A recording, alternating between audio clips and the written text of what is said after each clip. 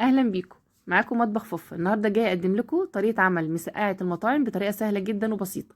عندي فلفل حراق قطعته قطع صغيره، وفلفل رومي تقطع برضو قطع صغيره بالشكل ده. هكون محضره عندي بتنجانتين كبار، هشيل القطعه اللي فوق والقطعه اللي تحت وهقسمه نصين بالشكل ده، وابتدي اقطعه قطع زي ما انت شايفه. انا مش هقشره، هسيب القشر بتاعه لانه فيه قيمه غذائيه عاليه، كله حديد. بعد ما هقطع البتنجان زي ما انت شايفه بالشكل ده، هكون محضره عندي معلقه كبيره من الملح، هبتدي اوزعها عليه واقلبه فيه كويس جدا، لان الملح هنا بيخلي البتنجان والفلفل ما يشربش زيت كتير.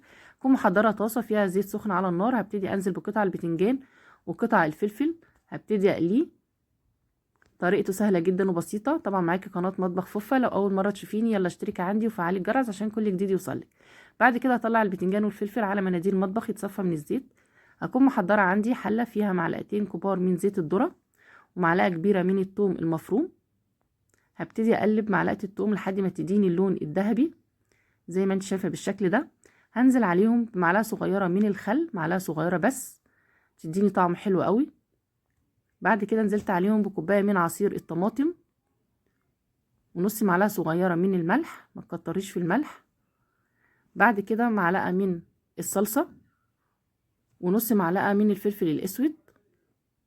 اول ما الطماطم تبتدي تتسبك هنزل عليه بالبتنجان والفلفل. طريقته سهله خالص. هبتدي بقى اقلبه من تحت لفوق عشان البتنجان ما يتهريش معايا. هياخد غلوة صغيرة كده على النار، كده يبقى خلاص المسقعة بقت جاهزة عندي زي ما انت شايفة بالشكل ده.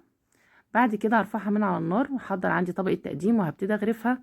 بجد طعمها وريحتها خطيرة، طريقتها سهلة جدا، هتعمليها في وقت قصير خالص، ما خدتش معايا بجد نص ساعة. احلى كمان من بتاعة المطاعم زي ما انت شايفة بالشكل ده. لو عجبتك ما تنسيش اللايك والاشتراك في القناة علشان كل جديد يوصلك بإذن الله من وصفات مطبخ فوفا. واستنيني في وصفات تانية كتير بإذن الله هتعجبك، وألف هنا وشفا. السلام عليكم.